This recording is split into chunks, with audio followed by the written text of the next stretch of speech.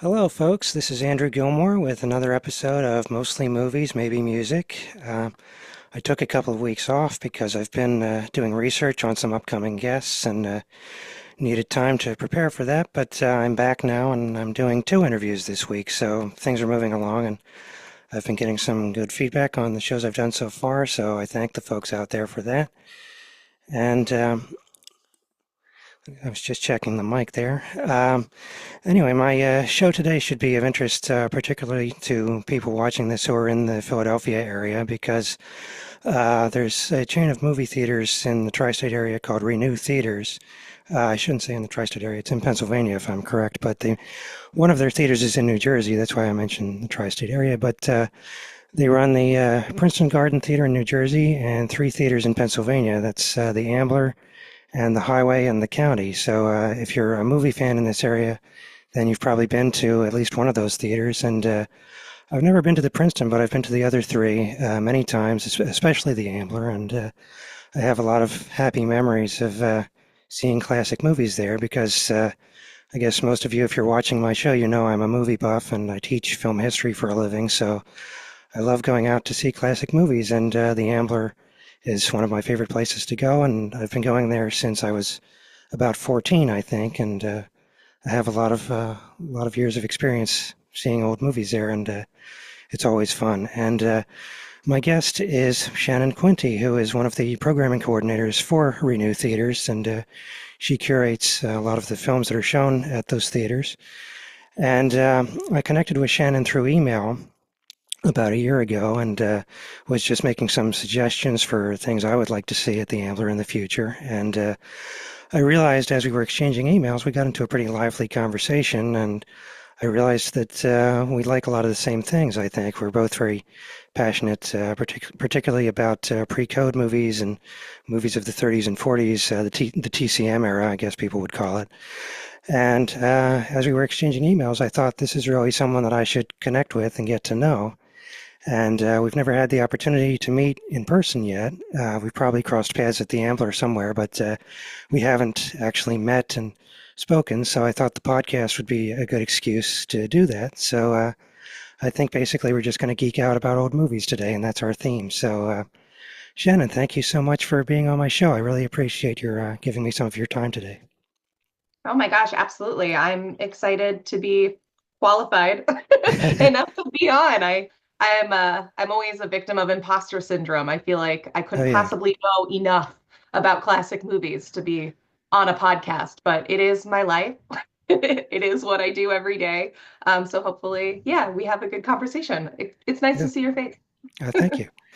Same here. And yeah, I was going to say, I mean, I'm not a real podcaster yet either. I've only done 6 shows, so you tell me about imposter syndrome. I can, well, I can relate.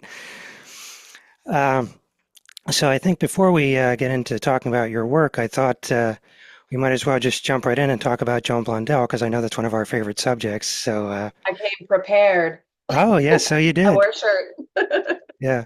Well, I have something related to her that I'll show you in a minute. But just how did you discover her? How did that all start for you, and why is she your favorite? Man, I've watched old movies my whole life, so often it's very hard for me to know like what is the first thing I've seen her in. The first movie I know that I probably ever watched with her, and it was Grease. Oh yeah. Um, and I remember looking at her and just feeling like she was very familiar and not knowing exactly why I knew her, but I was absolutely entranced by her in Grease in her like 2 second scene as that waitress. Hmm. Um, and at some point, it had to be with a Busby Berkeley. It was probably Dames, or it could have been probably Gold Diggers. Um, but I just found myself waiting for her to come back every time I rewatched those movies. Like Joan Yeah. Blondell, I think, was the star, and she's not like a lot of other stars of the time, right? She Yeah. is really independent. She is bold. She's no nonsense. Hmm. And we have people like, Barbara Stanwyck, who Yes. does that. Like, there are other people in that mold, but Joan Blondell is always like, she's brassy first and she's bold first. And she doesn't always have to become like a sex object.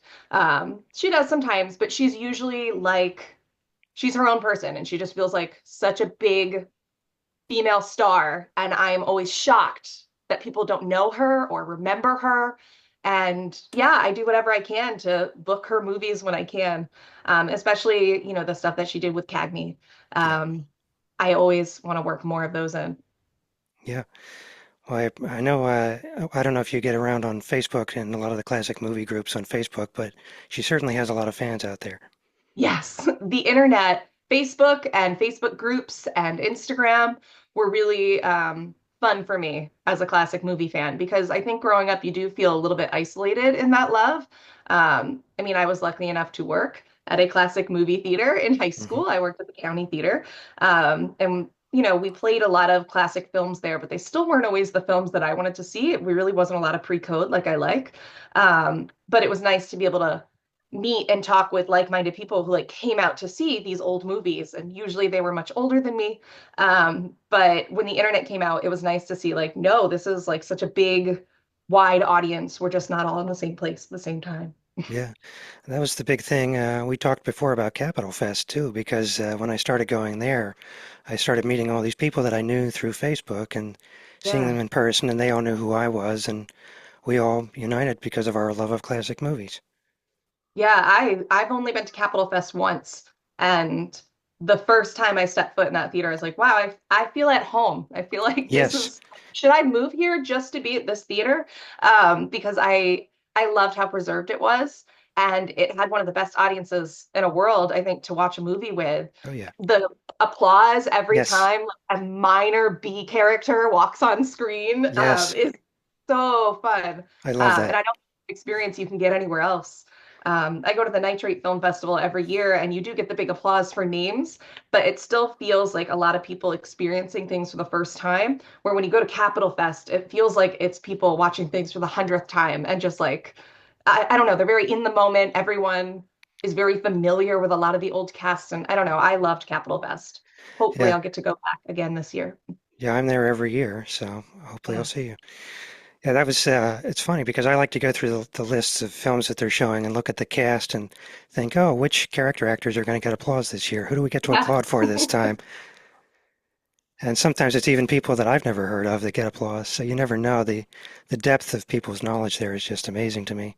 They know Yeah, and more it's than great I'll because ever you know. hear that applause and it's a cue to be like, oh, why don't I know who this minor character is? And I felt like that happened 4 or 5 times when I was there. And I know a lot of classic movie actors, Hmm.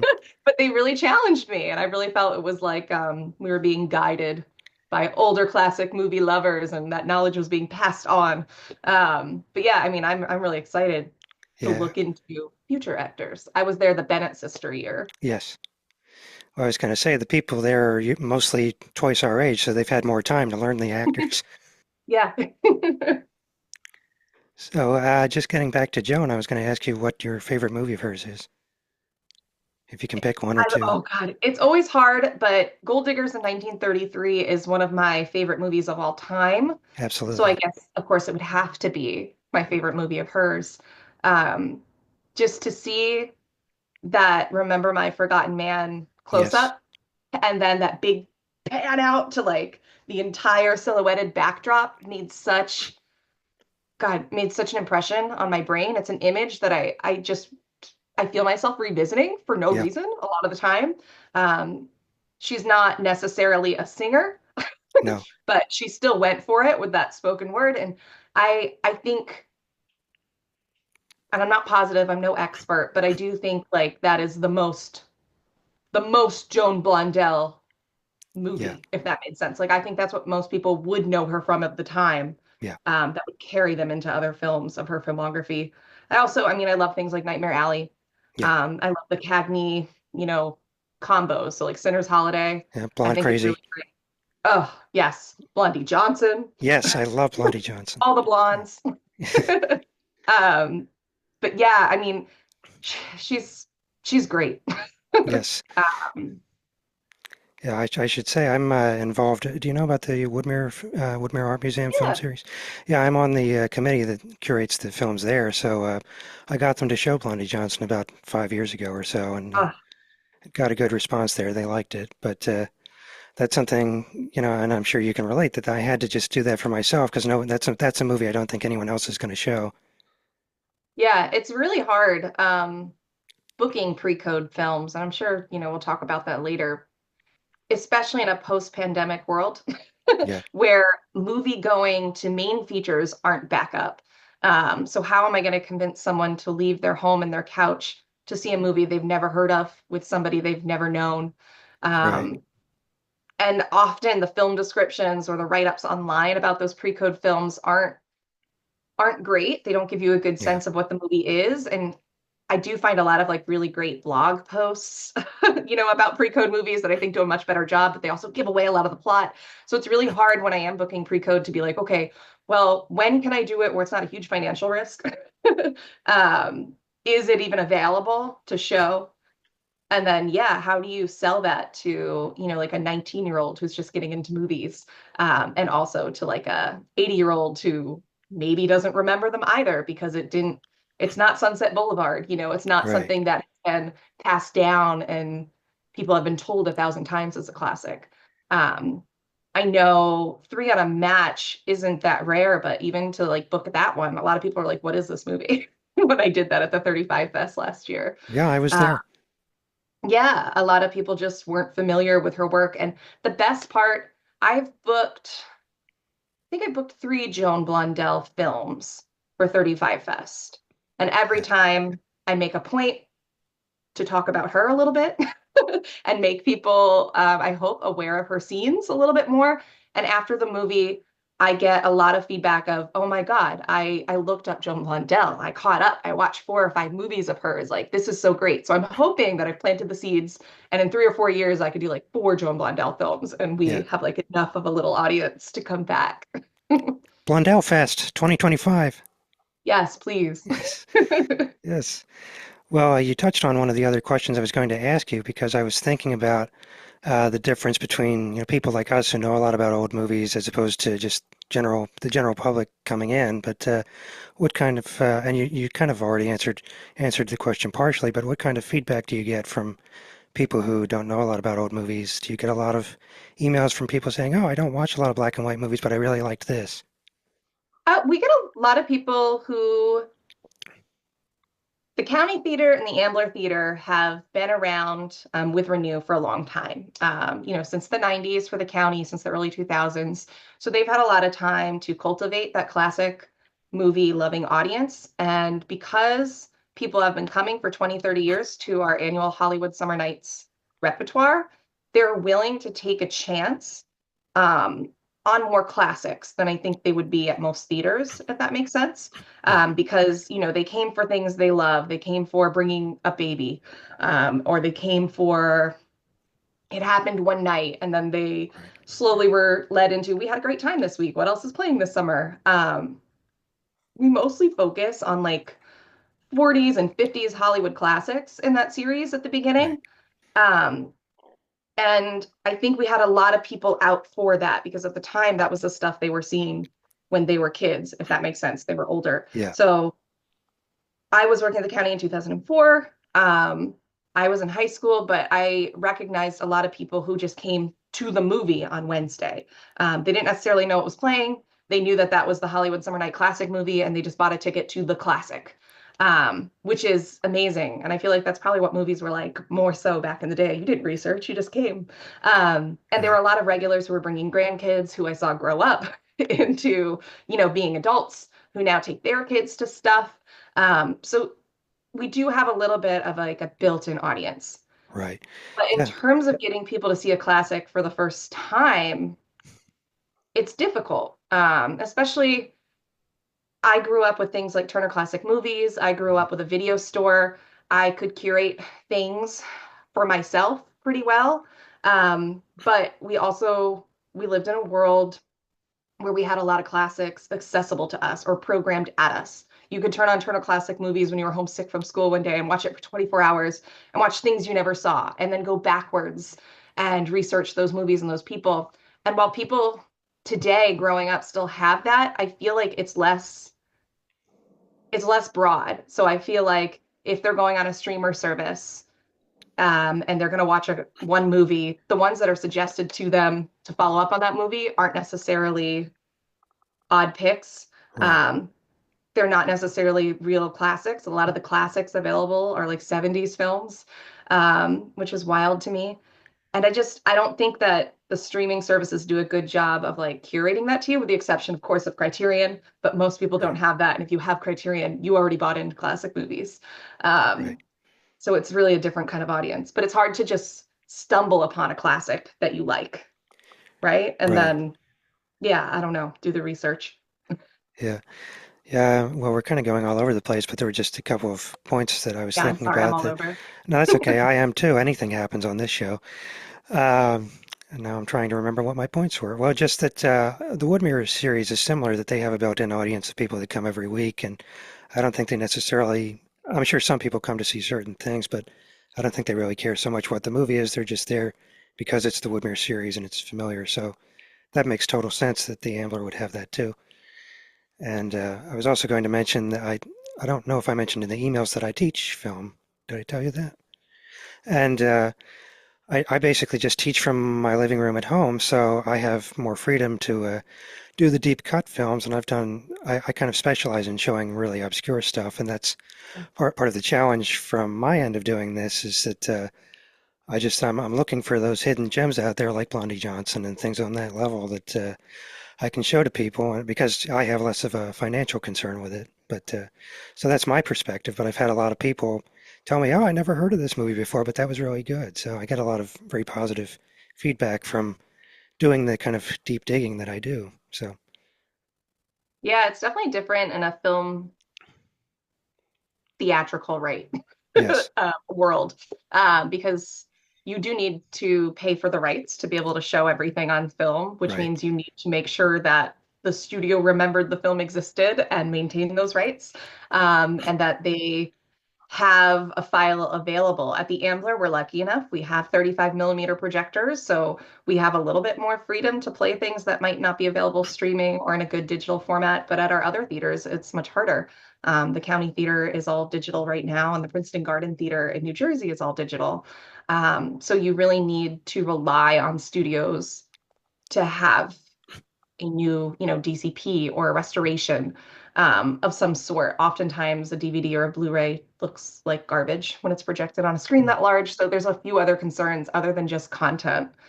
Um, and I always wonder when I meet other programmers, I ask like a similar thing, like if you want to show a movie and it's only available on a really bad like DVD cut, but the content's there and the content's exciting and it's got something that I think will speak to modern audiences, but there's just not a great version. Like, do you still program that? And how do you explain why it wasn't preserved or why it's not available? And I know some programmers won't. They just want to show, the best version things and the best looking versions of films. right, Um, but it's getting harder and harder because they're releasing less classic movies, I think, than ever before by the studios, and you get a lot of like repetitions in theaters around us. yeah. Um, yeah, Well, I don't know if I answered your question. I think so. Well, are there certain films that you've shown, even if you couldn't get them in the best quality? Um, yeah. One of the big ones I did was Topper. Yeah, Um, and I think I did see that was it at Capitol? Why would I have seen it yeah. It there? was. Yeah, It was at Capitol it was Fest. at Capitol. So I was lucky enough to have seen it in a theater. I had seen it at home before. I love Cary Grant. I love Sure. spooky ghost comedies in general. And that was a movie that I was like, it's so great to have something during October at the theaters that's not a horror movie that you can laugh at. Um, and it was a movie that just the rights were really hard to find, and there really wasn't a great transfer. And I ultimately was like, well, this is a film that I don't think a lot of people are going to come to anyway, but the people who are going to come are going to come because they love Cary Grant, they love Screwballs, they're going to be here for content. They're not necessarily going to care too much about what it looks like. And we did get a remastered um, Blu-ray or file from somebody who restored it on their own, like as a passion project, and it actually looked okay. But upon booking, we didn't know. So that's one of them. The original Little Women was a file that was really hard to find. So when we did the 30s version of that, um, I was I was shocked that the studios didn't have it available for us to book on DCP, with such a big cast and with such a huge classic. Um, yeah, I don't. Well, There's been a few. I was going to say, I'm surprised you didn't show Top of Returns because that's Joan. Yeah, so Topper Returns, I really like. It has a questionable side character, I think, that's not Yes. like it's a little racist. Um, which I think as any younger classic movie fan will say, like you're willing to accept that more than most modern audiences would be just blindly walking into a film. Um, so, we're aware that that character is not the best representation. And I can watch that at home and know that and like move on from it in the movie, like know that it was a problem, but still enjoy Mhm. the film. That's harder to do, I think, with audiences who are already very sensitive to that, if it makes sense. And like, I feel like we do have to hold hands for audiences a little bit more. Even things that I used to show, like Imitation of Life, I don't Mhm. know if I could show again right now without having a person to person introduction of that film, if that makes sense. You Yeah. have to be able to be there to say, listen, we know that this isn't ideal and this is not how this movie would be made now. And did they get it all right? No, but it's kind of important to watch this as it was, to know the conversation that it created, right? To know how it helped change cinema and change representation in the future. So I think it's still important to recognize kind of those rough roles, but Topper Returns I think is delightful. Hmm. I considered doing it for we had a like a public domain classic series in the Right. pandemic when everything was shut down. We still wanted to do Hollywood Summer Nights in some capacity at the theaters, but obviously our screens were closed. And so we did a different version of that series. We had the Deep Focus series with Hannah, where you could stream things, on HBO, and then we can come back to talk about it. But I still was like, there are a lot of great classics in the public domain. We don't have to worry about quality of content right now, like how it physically will look on a big screen, but it might look just fine on a YouTube transfer. So that was the only time I really considered Topper Returns as part of a series. And I think ultimately I didn't end up with that one. I think I went with something else for the month in question. But Right. yeah, a movie that I love to watch at home, but probably wouldn't watch in theater or book in theater. Right. Well, that's interesting. I was just kind of kidding you about the Joan Blondell thing, and then that led into an interesting point. So you're kind of doing my work for me, which is good.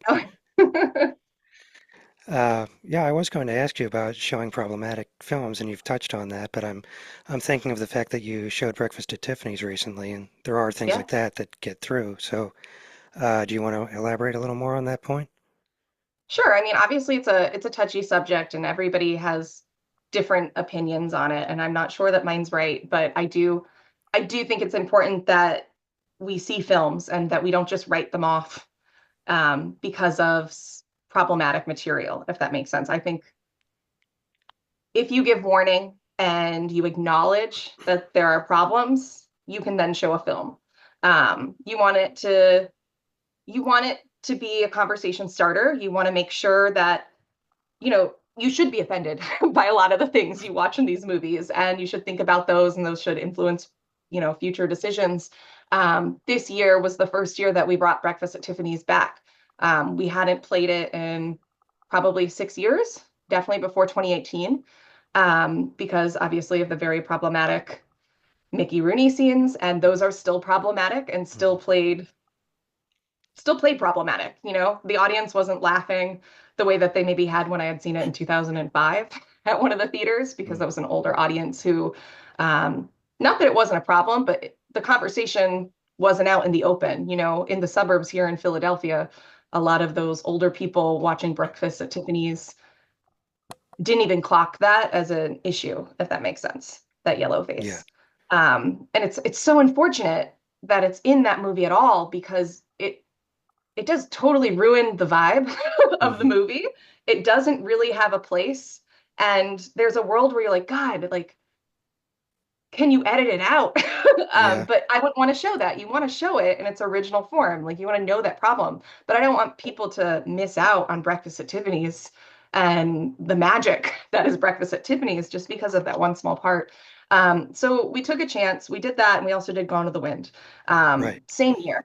And I was of the mindset that if we put a content warning before the film, so that people who love the movie are happy that they're seeing it, but are aware that, we know there's issues, and people who are experiencing it for the first time won't be blindsided by these issues. right. And I think it worked. I think people who were younger, who were seeing things for the first time, were really grateful and thankful that they could see something like Breakfast at Tiffany's and Gone to the Wind on the big screen, because those are films that I think you need to experience with an audience and you need to see as big as possible. Um, and I think it gave them permission to breathe a little and sit back and enjoy it without having to worry about this very large conversation that needs to happen afterwards. And a lot of people on the older side groaned and were upset that we had to have a content warning to appease younger folks. But for me, it's a community theater. We want everybody to feel comfortable when they come to see a movie. Yes. And I certainly wouldn't book a whole summer of problematic films. No. But for one or two in there, they're hard classics. We're ready to have the conversation about why they need to be seen, but also, admit and understand where they fell short. And I had some really interesting reactions. I loved Gone to the Wind on the big screen. I've gotten to see it on the big screen 4 or 5 times, but never in the past like decade, which was really hard. And when I showed it in, I think it was September this year, could have been late August, there were a lot of young kids who had never seen it, who were ready to hate it, if that makes sense. Like they came to the movies prepared to hate it. And during the intermission, a lot of the rumblings in the theater were, wow, this is not the movie that I thought it was. This is a movie about a strong woman. This is a movie that has a lot working for it. And yes, it has a lot working against it for modern audiences, Yes. but ultimately that powerful story of Scarlett O'Hara and how cool it was to see an anti-hero on screen in the 30s, like you're rooting for someone who is potentially just like terrible. Yes. um, and to feel them react to that was really cool. And most people, I think, left thinking that was a great film, and I'm so glad I got to see it. Um, and I don't know what they were expecting, but they were expecting a strictly plantation story, I think, and that's not really what the film is. Right. Well, yeah, that was definitely a topic I wanted to cover, so thank you for your insight into that. And again, I know we're kind of jumping all over the place because I have I kind of have a script for these things and then we go off, but it doesn't matter. But Very just not focused today. I'm so sorry. no, you don't have to apologize. It's fine. The show is whatever it is. I don't care. But there were just a couple other points I wanted to make about Joan, and then I can move on to other things. But if we can go back there, can I tell you how I discovered her? I thought you'd be interested in that Please. story. Just trading film nerd stories. Yeah, I started teaching in 2009, and I think it was around 11 or 12. I was doing research on a course for pre-code movies, and I saw, you might have seen it on TCM. There's a movie called Big Business Girl with Loretta Young. Yeah. Yeah. And Joan is in that, and she only shows up in like the last 10 minutes and steals it. And she's so funny in it. And I just thought, who is that? She's amazing. And I looked it up. Oh, that's Joan Blondell. And I'd heard the name somewhere. I think I'd seen Will Success Spoil Rock Hunter earlier in life and a couple of things like that that she's in, but I didn't really know who she was. But she made such an impression on me just from 5 minutes of screen time in Big Business Girl. And then as I was doing more research on pre-code, of course, she kept showing up over and over again. And uh, so, I just fell in love with her just from the continued exposure and been a fan ever since. But that's how I found her, which is probably an unusual movie to find her in, but Yeah, that's what got me here. that's And cool. uh, and of course, I told you I've been going through all of her movies now since January. Yeah, I was Yeah. jealous. You told me you did a retrospective, and I was like, man, I need time to go back and watch like all, what, 40 some films, probably. Oh, Probably there's more than more that. than that. There's like Yeah. 100 something. Is there really? Yeah, And so many small parts too. Yeah, I guess yeah. that would make sense. I was really inspired by you to do that, and I've been looking at all her TV appearances and radio shows she did and everything. I'm doing a real deep dive on this stuff, so it's really something. Did you watch her Twilight Zone episode? Yes, yes, I just watched that the other Yeah, I day. thought that was interesting, especially because I see a lot of her 30s and 40s movies. I don't see a lot of her older stuff, with the exception of Grease and the Cincinnati Kid. That's kind of where Yes, I stopped. I don't even see a lot of her old 50s stuff just because, like, I don't like Desk Set. I don't like Katharine Hepburn. But I watched it for her. And she still is true to herself, and she still is that brassy, broad, loud-spoken lady. But yeah, it's interesting to see her do that in older age, and still, even on TV, get kind of pigeonholed into like kind of a domestic violence situation is odd that she's still typecast that old. I think, yeah. and I don't know how old she was in the 60s, but Well, she was born in probably. 1906, so Yeah. yeah. And I said I wanted to show you something. Have you ever read her book? No, an Uh, No, no, autobiography? she wrote a Oh, wow. novel. Oh my God, what? Yeah, this is Huh? I had no idea. yeah, that's the early 70s. I think she wrote a novel that's kind of semi-autobiographical. It's about show business and it's based on people that she knew. And I haven't had the chance to read it yet, but I bought it recently, and so Yeah, uh, I'm looking forward to that. So you said it's a novel, so it's yeah, just, is it movie focused or stage focused? I know she was a uh, vaudeville Broadway performer for a lot of her life too. right. Well, from the title, Senator or Fancy, I would assume it's stage related mostly, but Yeah, since I haven't read it, but I have to put the mic down for a second, and I'll show you specifically why I bought it. cool.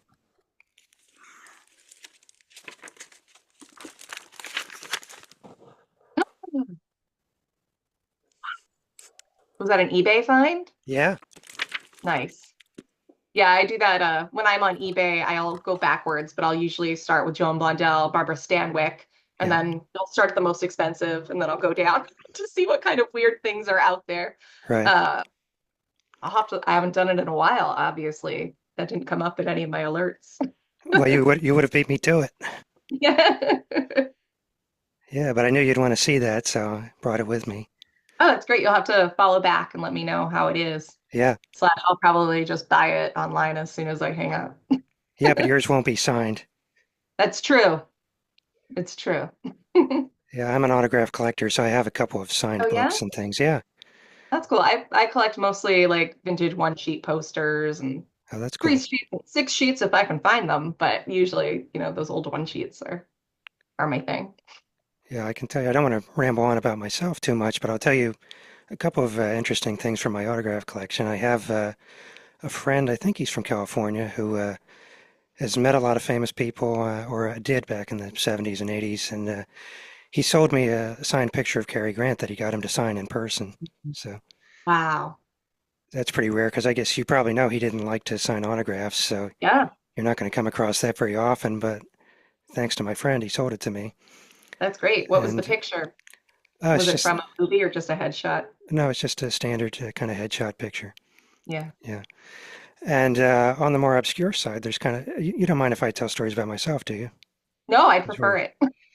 Okay. Because sometimes I feel like I'm rambling and, you're the guest. We're supposed to be focusing on you, but, I think you're more interesting than me. well, thank you. But, well, then you should be interviewing me. What am I doing on this side of the Yeah, microphone? we'll reverse. Yeah, get your own podcast.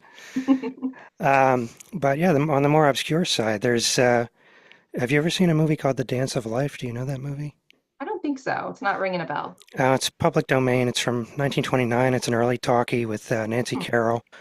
And there's an actor in it named Hal Skelly who I like, who is a vaudeville guy. He's a pretty good actor, and he sings and dances as well. So he's one of those guys who was an all-around vaudeville guy. He could do a little bit of everything. And unfortunately, he only made a few movies and then was killed in a car crash at a young age.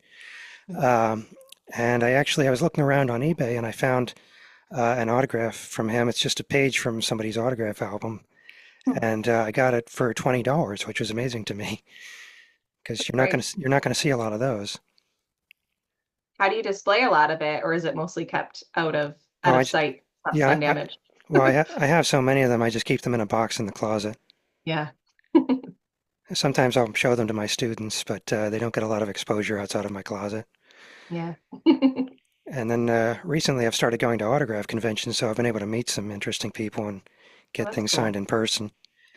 Last year I met Rosanna Arquette. That was interesting. Oh, nice. Yeah, That's great. yeah. I didn't, you know, it's, I don't know if you've ever been to an autograph convention, but they're crowded and noisy, so you don't really get to talk to the person. But, you know, I just got to say a brief hello to her, and she was very kind. So there is that.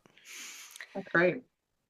But getting back to you, I wanted to ask you about some of your other favorite actors besides Joan. I know you mentioned Barbara Stanwyck, and I'm sure there are others. Ooh. Yeah, love Barbara Stanwyck. Clark And Gable, of course, was always one of my favorite early in the day. Um, I liked Jean Harlow when I was younger. yeah, I like her movies a little less now that I'm older. I don't know why. Maybe I've just seen them so many times. They're not really, they're just, they're more dramatic than I'd like them to be. it's At this point that's in my funny. life. I was just going to interject. I just finished reading her biography, so that's interesting that you mention her. Yeah, have you ever seen the 70s biopic Harlow? No, I have no That interest in that. Oh, I love bad biopics. Like I love the 70s revisiting the 30s. I think they do like a terrible job, but in a delightful way, if that makes sense. Uh, well, as Uh, well, as I said in one of the podcasts that I sent you, you know, as long as you can still look at the real person, I'm not really interested in seeing an actor playing a real person. So, I love to biopics see just their takes. what's that? I love to see their takes, even in something like Mommy Dearest, where I don't, that's not my Joan Crawford. I love Joan Crawford and I love early 30s and 40s Joan Crawford and of course her 20s stuff as well. Yeah. But I can enjoy Mommy Dearest just as much. And a lot of that for me, it was always like, oh, who is going to play Clark Gable? Like, who is going to play any of her peers? And all the TV movies, like the Natalie Wood TV movie that came out in the 90s. Like, I love really bad TV biopics. Hmm. Yeah, it's just not my cup of tea, but that's okay. But anyway, I interrupted you. I was asking about your other favorite actors. Oh yeah, I mean, God, it's endless. I love Cary Grant. Sure. If you can't tell by looking at any of our summer lineups at the theater, there's always a lot of Cary Grants.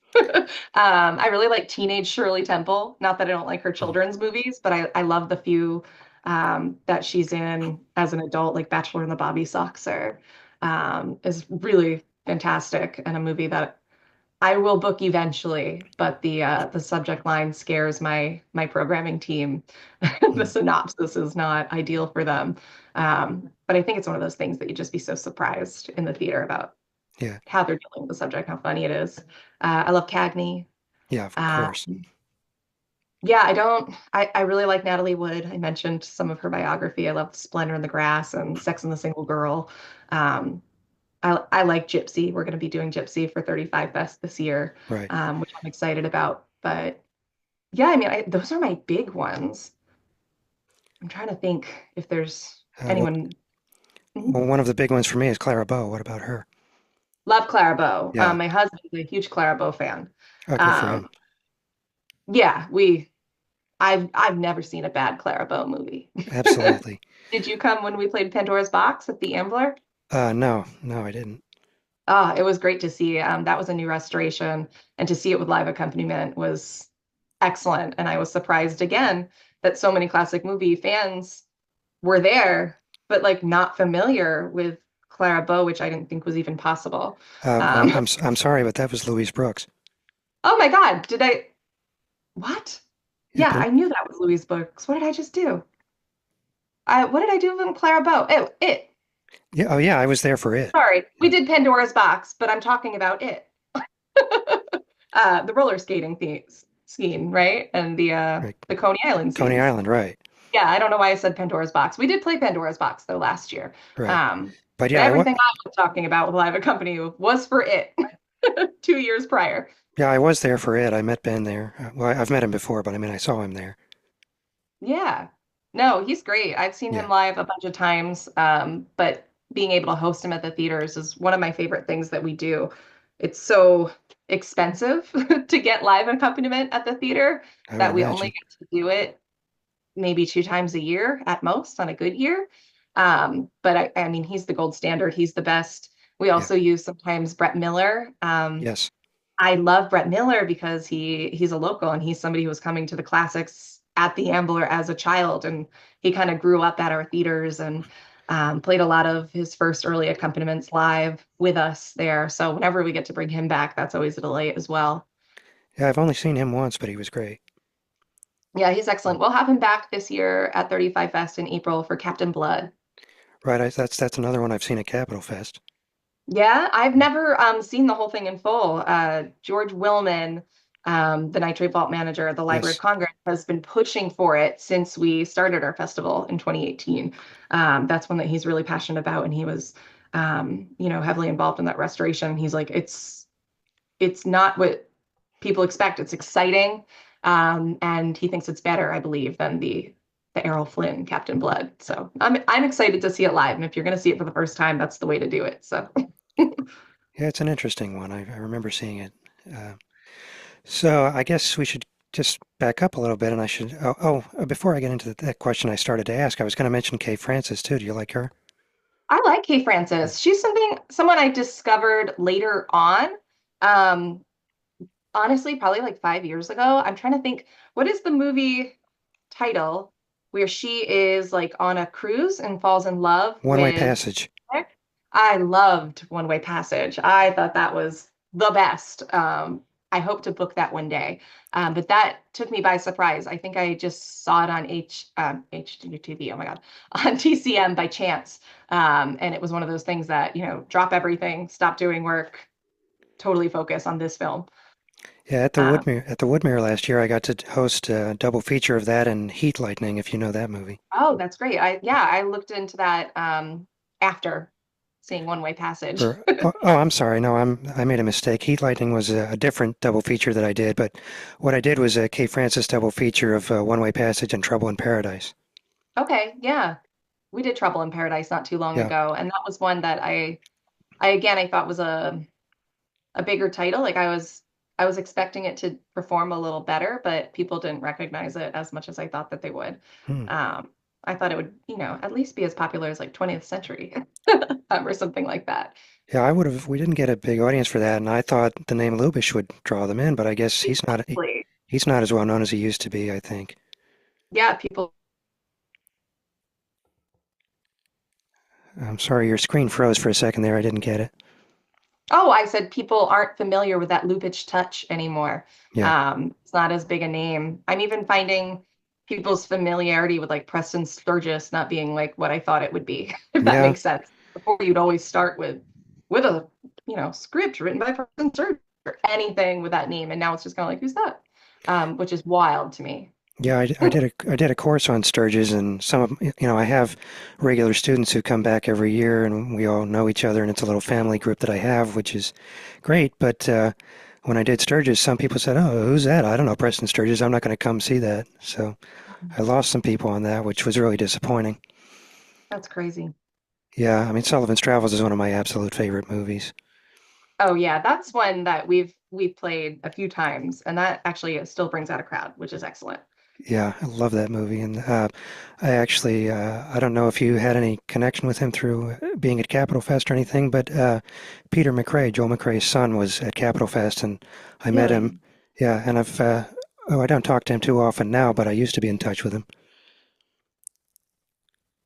That's cool. Yeah, and well, again, I'm talking about myself a little too much here, but when I was during the pandemic, I was doing film classes on Zoom, and I actually had Peter come on and host some of his father's movies with my students and do Q&A. So Oh, that's so that cool. was, yeah, he would probably come out to the Ambler if you ask him. I think he would be happy to do that.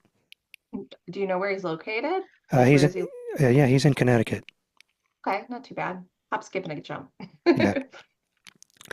So I'm trying to get back on track to yeah. The question I was going to ask you a few minutes ago was just going back to the beginning. I just wanted to know how you got so interested in classic movies. How did this all start? Wish I knew. Like I said, I've been seeing movies since before I could remember. Definitely my first classic film had to be Wizard of Oz, like it is for most people. That's like the perfect gateway drug to classic film. Um, I was born in 88. I think that VHS came out in 89. So definitely from when I was two on, I probably watched that daily for like many years, 3 or 4 years. And that I think really it did a few things because it's a film that I think, starts in black and white and then goes to Technicolor. I didn't have any sort of problem transitioning into watching black and white films or television. That was never a problem for me, where it was for a lot of my peers, or even some of my siblings, like really just they were like, oh, I don't watch movies in black and white, which is like probably the worst thing you could ever tell me because that's like the worst distinction, is just it being in black and white. And I know from there I would be like, oh, Judy Garland is in other things. Hmm. So it probably led me backwards where I had to be like, okay, well, what else is she in? I know I got into the Andy Hardy series, that I love so much. It led me to A Star is Born, Meet Me in St. Louis, which was one of my all-time favorites.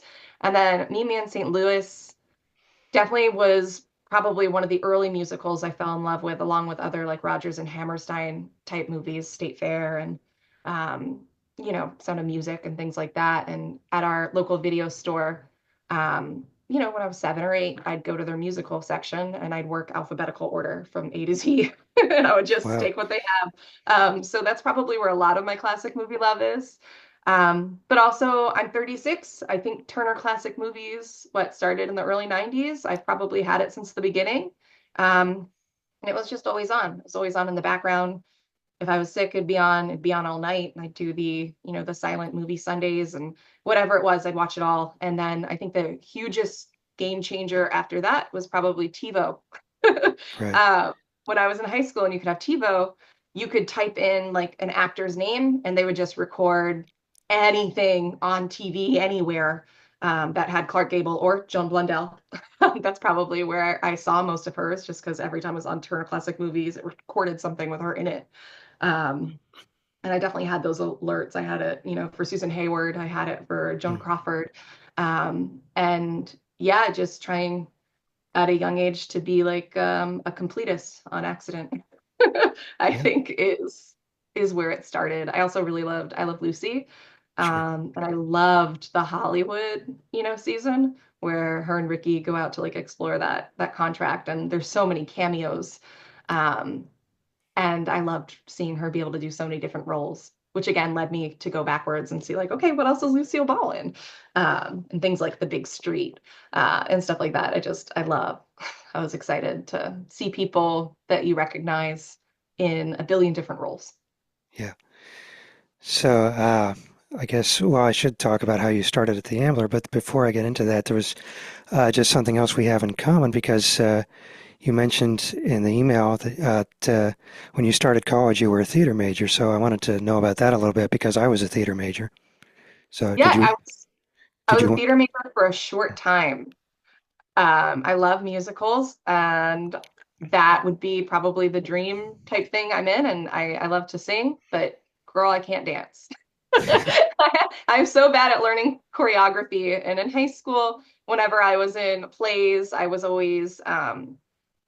in Joan Blondell type roles. I was always like a big B lead, like a character actor is kind of how I was always typecast, drunk aunt or things like that. I was in Gypsy.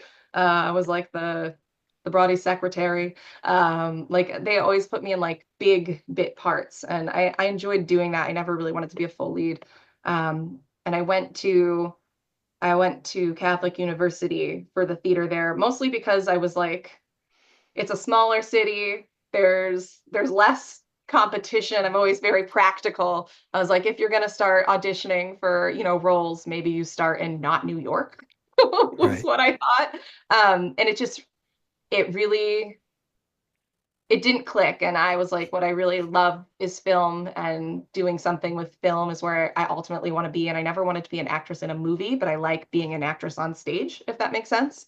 Yeah. Um, I really like the audience participation and the energy there. And I think I watch movies in that same way too. Like I want to watch a movie with an audience and have that energy replicated, but I wouldn't want to like ever be in a movie and see all the work that leads up to it and stuff that goes wrong and not be able to enjoy Yeah. a movie at all, where that's totally different in theater, right? You can enjoy a play even if you're in it from the front to the end. Um, yeah, so I that was my short-lived theater career from, elementary school through first year of college. I don't think I've done anything since. I did community theater last in like 2010 or something, probably. Wow. Yeah, Yeah. I just did a little bit of dinner theater, and that was about it for me. But that never really took off for me either. Yeah. But that's a whole long story in itself. But did you say you have to leave before two? Because we've been on for almost an hour already. Um, yeah, I'm okay. My kid's done, yeah, at 2. It's up to you. I know you'll probably have to cut a lot of this because I'm No, jumping all over the place. no, Um, no. I never edit. I just leave things the way they are. oh no. Okay. Well, we're both in trouble, buddy. But yeah, I just wanted to be conscious of your time. But yeah, so just getting to the Ambler, you told me a little bit about that in the email, how you started there. But can you just summarize that for the people watching? Sure. So Renew Theaters runs 4 theaters, as you mentioned, Ambler Theater, the Highway Theater in Jenkintown, Princeton Garden, and the County Theater in Doylestown, which was our first one. I moved to Doylestown in 7th grade, I think, like at a younger age. And the first thing I noticed in town was this gorgeous, bold blue and yellow Art Deco theater, which was shocking and great coming from the Midwest where all the little downtowns are gone. I was in Missouri. We definitely didn't have any small theaters like that. If you wanted to see a movie, you saw it in a mall. So to move here, that was the coolest thing to me to see that theater. The other coolest thing is I was like, Doylestown, why do I know that? It's like, oh, Rogers and Hammerstein, like the Hammersteins from Doylestown. So like I geeked out on that, which I found out is not as popular. Nobody knew what I was talking about. And I was like, Hammerstein, he lived here. Maybe he saw movies here at the county. I always thought that was really cool. So to go into like a small art house theater that then also showed a lot of the classics that I had been watching my whole life on TV. I never really got to see a lot of them in theater other than Wizard of Oz on all of those re-releases. Um, and I used to do, when we lived in California when I was young, we used to go to more classic theaters, if that makes sense. But we went to Disney World a lot, and they always had that like that Main Street USA kind of like small town feeling, and that's what Doylestown felt like. Anyway, so I was really excited to have a movie theater. And then not only to apply to that movie theater, I thought, oh, again, imposter syndrome. Like, why would they ever hire me? I'm 16. I probably don't know enough about old movies for them. And I loved on the application in 2004, one of the questions was, what is your favorite movie? And that was just like the hardest question for me to answer. I ended up going with like a broad classic that I thought, would be good to chat with. I wrote Breakfast at Tiffany's, which is one of my favorite films. Um, but I thought if I wrote Gone to the Wind, that they'd be like, she's a liar. No, why would a 16-year-old love Gone to the Wind as their favorite movie, or something like Gidget that I love? I was like, that didn't seem right. So I went with Breakfast at Tiffany's. Um, and I believe they hired me or brought me in for an interview, both because they liked the answer to that, because I guess most 16-year-olds didn't write a classic film. And then they had another question on there that asked how many movies do you see a week in theaters or rent at the time, because obviously we had video stores. And I answered, something like I probably go to the movies 2 or 3 times a week in theaters, and I rent probably 5 to 6. And I thought that was a totally normal response. And I learned afterwards when we would get new applications in, I was like, oh, that's a lot more movies than most people watch. So yeah, I started in 2004 at the county, just as regular, box office girl, popcorn pusher, kind of jobs, cleaning up the theater. And I worked there through college, um, and then, got other jobs for a little bit. I had my son in 2012 is when I stopped. And then I came back in like 2015, 2016, working at the office exclusively. Mostly it was for membership and stuff like that. And then I kind of weaseled my way into the children matinee series. I helped revamp that into more of a nostalgic type series. We weren't playing just whatever animated film came out last summer. We were playing, Annie and movies where parents would feel something and movies you want to introduce your kids to. So that's kind of how I weaseled my way into programming. And then, of course, since 2004, I would always send very long lists of the classic films I would like to see on screen and the things I would suggest. And I want to say it was probably 2018, summer of 2018. I think I got a lot of picks on. I got Meet Me in St. Louis back. Um, Gosh, what else was on that list? I got some noirs that we hadn't played before. I couldn't remember. I should have pulled up the list before this interview. But they were like, oh, Shannon knows maybe too much about classic movies. And Shannon watches all these a little bit more than I did. And I think my big moment probably was we booked A Star is Born, which is great. But my job was to circuit the films to make sure, we got the physical file or physical film to play and make sure, we got keys to play it and get it on film. That was like my smallest role in programming. And A Star is Born, I was like, hey guys, like how are you dealing, like how are they dealing with the missing footage in A Star is Born? And they were like, what are you talking about? And I was like, well, like they found like the soundtrack, but like when you watch it on TCM, like you pause on an image for a while and like with a digital file, won't people think that like the film froze or broke? Like, is anyone going to like introduce that? Like, how are we addressing that issue? And they were like, oh, we that was not on our radar. When you book it with the distributor, that's not on the radar. I have no idea how that file will look. I have no idea how that film's going to play. So yeah, I think they kind of valued my obsession with classic films and then my weird knowledge of things that weren't thought about, including just knowing movies that naturally have an intermission and things like that. I have a good ability to remember those things before we book it. And I'm not alone on the programming team. I have at least three other individuals that I work with um, who help with various different series, whether that's the Prof Pick series in Princeton or our retrograde series or the horror series we do in Jenkintown. We all kind of have diverse interests. I definitely wear the classic film hat Right. more than some of them. Some of them are just they really love 70s through 90s cult stuff, and together we I think come up with a pretty fun, diverse lineup that appeals to the broad public. Um, yeah. Right. So, yeah, I was going to ask you, what's the process of curating the different series that you have? We have with the four theaters we do. We have a lot going on at one time. We have our standard things like the family matinees happen every month. Hollywood Cinema Nights happens every summer. So those things are pretty easy. We want to find movies. For me, I want to book movies that are fun to watch with an audience. I want to watch movies that benefit from being watched in a theater, that I know will be better in a theater. I know that's most movies. But movies that, I don't want somebody to be like, oh, I can just watch that at home. Um, and there's certainly movies that we play that are available at home, obviously, Jaws, Yeah. Star Wars, but all of those movies are a completely different experience in a theater, right? You Yes, hear the yes. people screaming, and if you can get more than 100 people for a screening of anything, it's going to be a better screening at home. You're going to like that movie more than you would at home. You're going to pay attention to it. You're going to catch all the little like small details on a huge screen that you wouldn't see at home. So I like to first think about like the in-theater experience.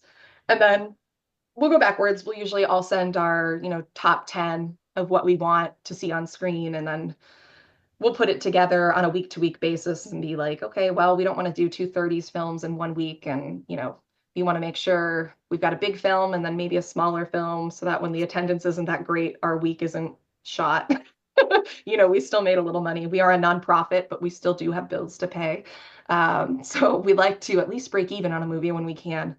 Um, so yeah, I mean, a lot goes into it. But usually we always start with our favorites and what would be cool to see on screen, and then you work backwards from that. Um, yeah, a lot of opinions. Did I answer your question at all? Yeah, I think so. Yeah, we also Yeah. we have like new series that we'll do once a year that are revolving. Last year, I got my pick was a fashion and film series where I got to play films that we couldn't normally fit into the Hollywood Summer Nights umbrella. just because Hollywood Summer Nights is such a short period of time, you usually want to go bigger with more well-known Hollywood classics. But that year-long series allowed us to do, more deep cuts than we normally could do. Um, and now this year we're going to be doing something similar. We're doing Keeping the Score, which is a musical score themed series, and I got to sneak in. It's not officially booked with a date yet, but I Want to Live is one of my favorite movies with Susan Hayward. It's got an amazing like jazz soundtrack score to it, and that's one that like I probably wouldn't get to play at Hollywood Summer Nights. So yeah, sometimes you work backwards. You're like, how can I play this weird, obscure movie, but how can I find other movies that are more broad to make it a series that's viable?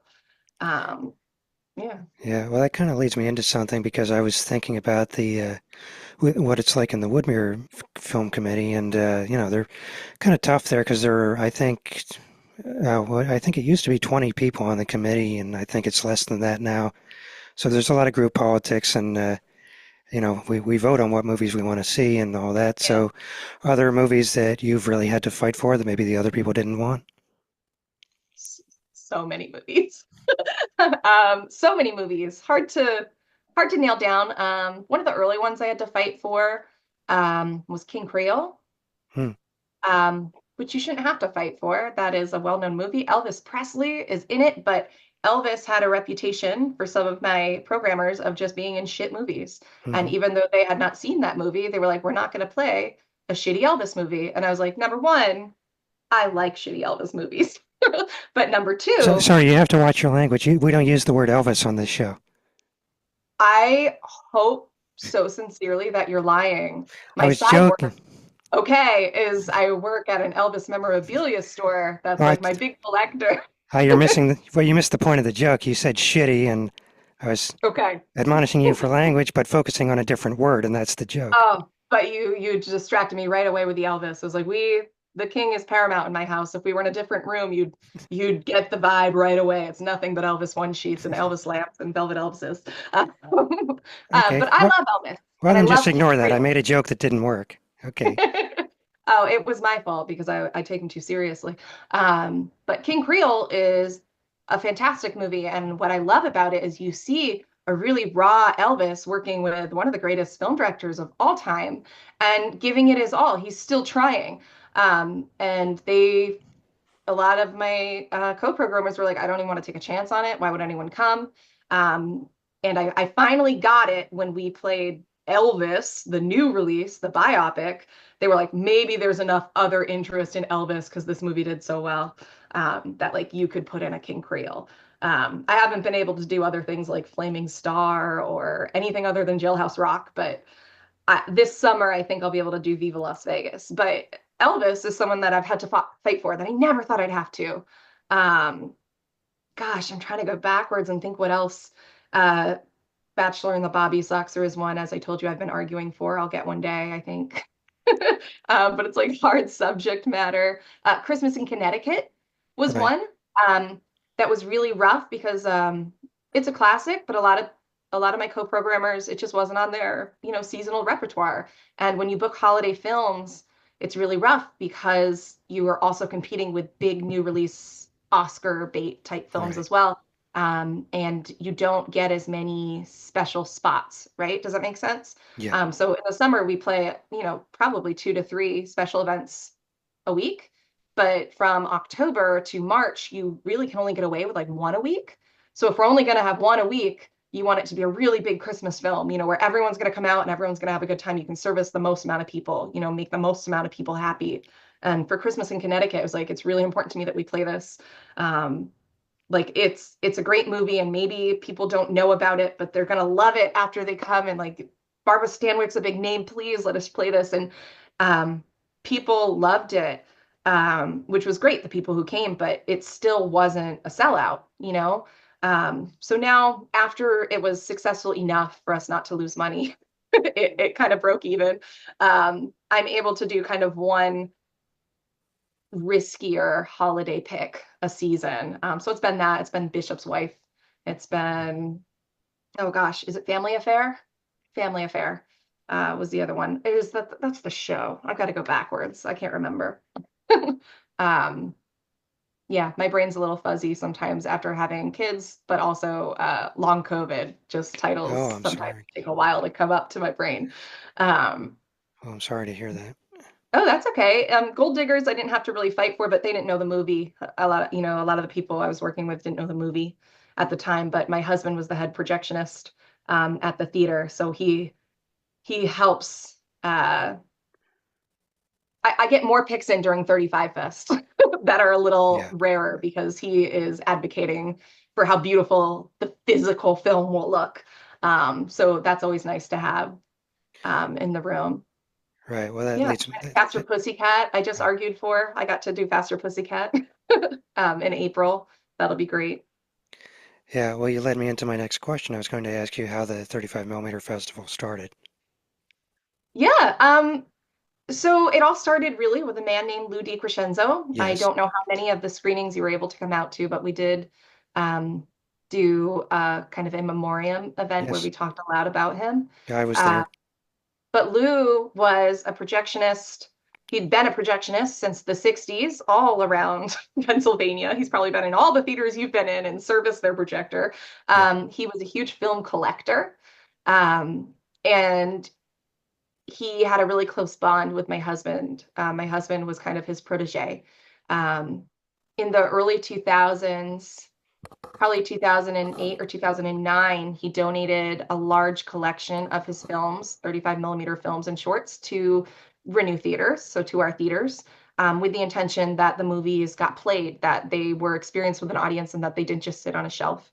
right. We did play some of those films, but ultimately he had so many that we really couldn't keep them preserved safely in our building. So we ended up doing a big donation with him. He agreed, talking about the best place for their future is going to be with the Library of Congress, where they're going to really take care of them. Often, maybe they can make restorations of things that, never existed before, like bare knees. That silent is one that Right. he rediscovered that he bought at a flea market. He bought at the Golden Nugget in Lambertville in like the 70s, I think he said, or 80s. And it's a movie that there were no other copies of. So he had a lot of crazy gems like that mixed in. And so we wanted a way to say, we got these film donations. We're still going to keep a lot of these shorts, but let's make good on this promise. Let's play these films. Um, and let's do it the way that he wanted to do it with pre-shows materials, with vintage Right. snipes. So it really started with Lou. And those first 2, 3 festivals, he was able to be there. He was involved in a lot of the programming, which again helped get some of those otter picks in. Yep. He did a lot of live projector demonstrations of the carbon art, and it was really about the film medium.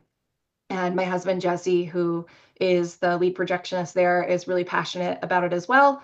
Um, and it kind of came along at a time where we also got a good grant from the Vesta Fund to be able to afford to do something like that. Because I don't know, I don't think you guys aren't 35 millimeter capable when you do wood mirror, right? It's mostly Blu-rays and No. digital. Yeah, it is Yeah. digital. Yeah. It is, yeah. 35 millimeter is extremely expensive now. Not that it wasn't before, but it's kind of insane.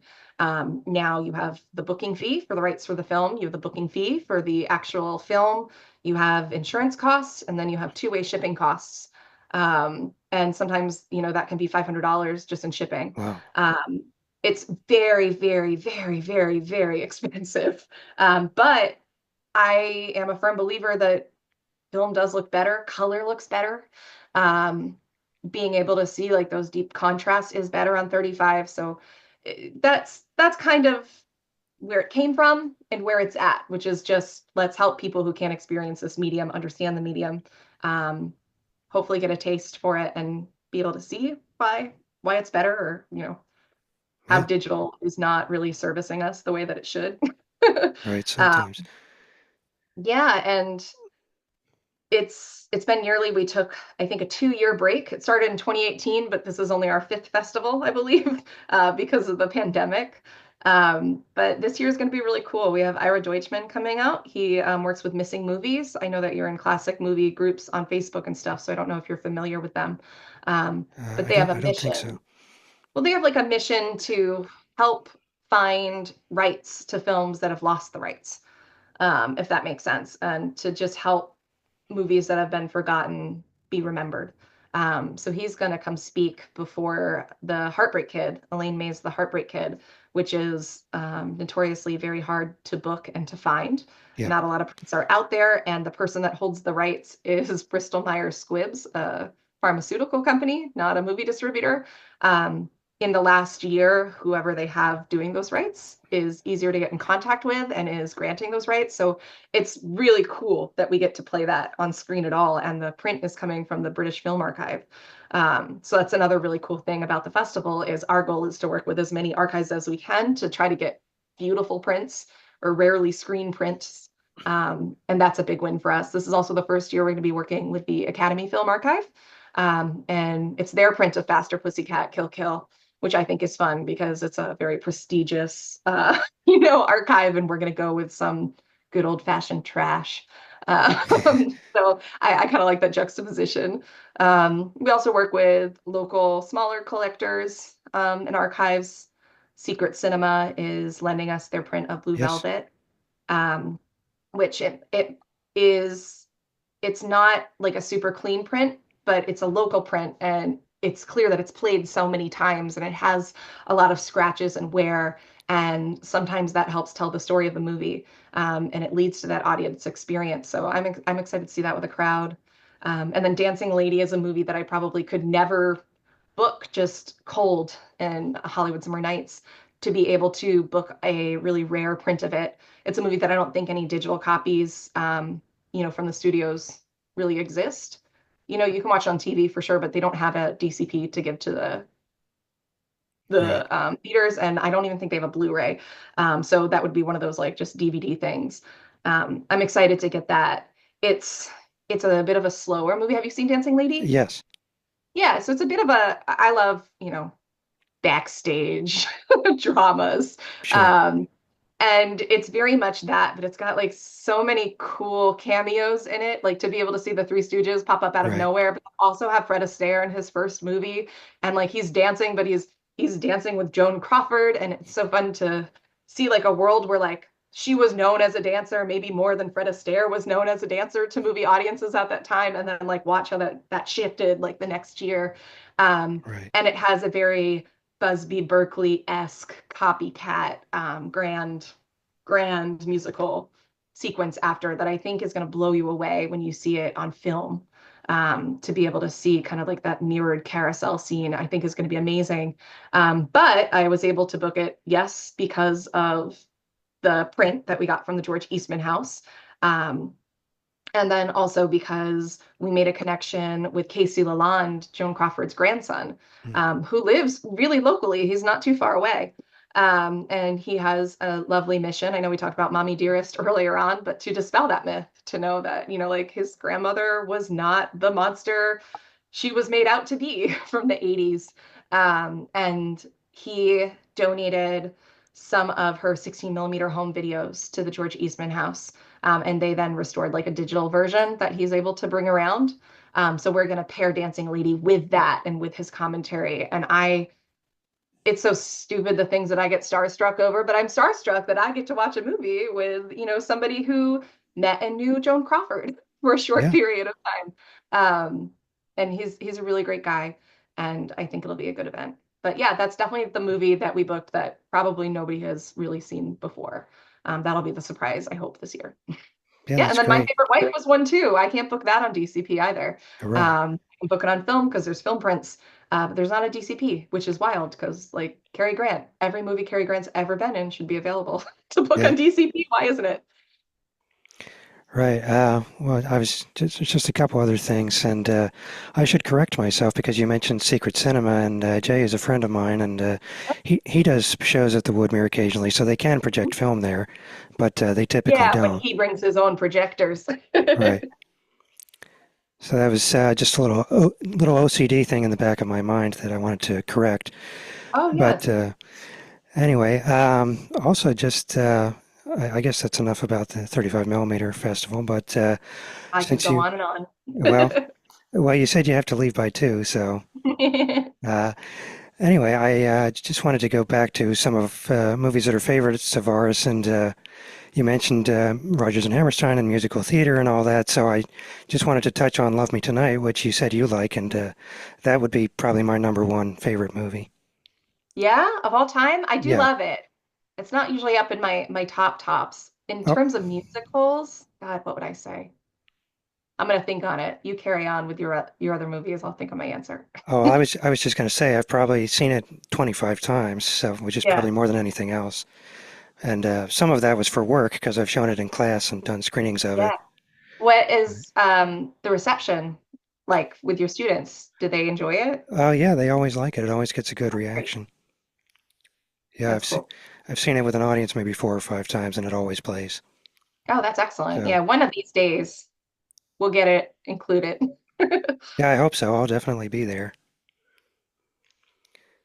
And well, I guess I should let you go, but I was afraid I wasn't going to have enough questions to fill an hour, so I'm glad we could do this, and it's been really fun. So thank you. Yeah, no problem. Thanks for having me. If we ever do this again, I'll be much more focused and caffeinated, I promise. But yeah, I hope to see you at the 35 Fest, if not sooner. Well, I hope I can make it. I'm not sure about my schedule yet, but I'll try. Yeah. We're April 25th, 26th, and 27th. Okay. All right. Yeah, well, thank you. I've really enjoyed it, Shannon. Yeah, have a good one. Take care.